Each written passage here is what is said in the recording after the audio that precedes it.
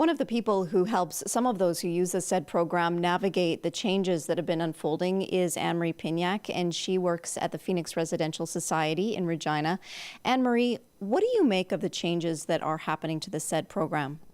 Well, I'm just finding that for us and for our residents, it's just becoming increasingly more complicated, and there's more and more barriers to receive services that seem to be being put into place.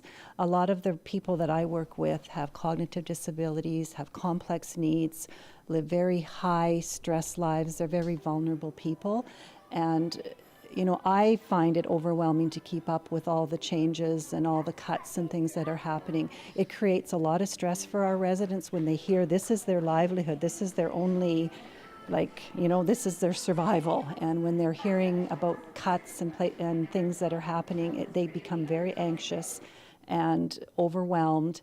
And, you know, it's our job to assist them to navigate and try to advocate for some of these barriers that are being put in place. But it just seems more and more harder to access services, more barriers. It's getting more complex. People are getting lost in all the complications of it all. I find it hard to keep up with all the changes and what's required, and I'm a fairly functional person, never mind somebody that has so many other issues going on in their life that this is just overwhelming.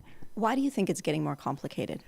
You know, I think the government, like, in all fairness to them, I know we're in tough economic times and they're trying to, save money and to make things more efficient. But to me, it's creating more bureaucracy. I think you're getting bureaucrats trying to solve a problem that's maybe it's becoming more complicated. Like, for example, with the special diet, needing to see a dietitian now and more forms to fill out.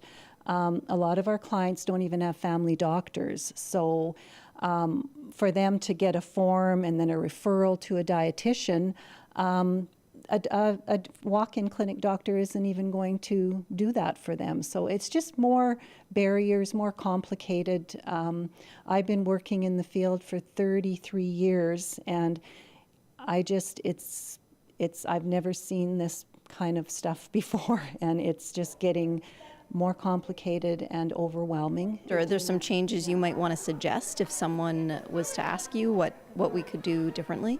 Well, I would say try to simplify it and make things simpler and less barriers, and having more input from the people that, and I know they have been asking, but more input from the people that are actually out there working with these folks on a day-to-day basis, and just making it more advantageous to work. Right now, it seems to me it's more advantageous to not work because it's too complicated to work with some of the policies and things that they have in place. A lot of our folks maybe would like to have a little part-time job or do some extra things, but they get their, pay stubs have to be faxed in and all these things have to be done, or your benefits are put on hold, and okay, that's fine, I'll just quit my job. They get frustrated easy, and one system, one person to talk to, individualized. I think like pay people's rent, for example, instead of all this rental housing, two systems to pay the rent, the SAID program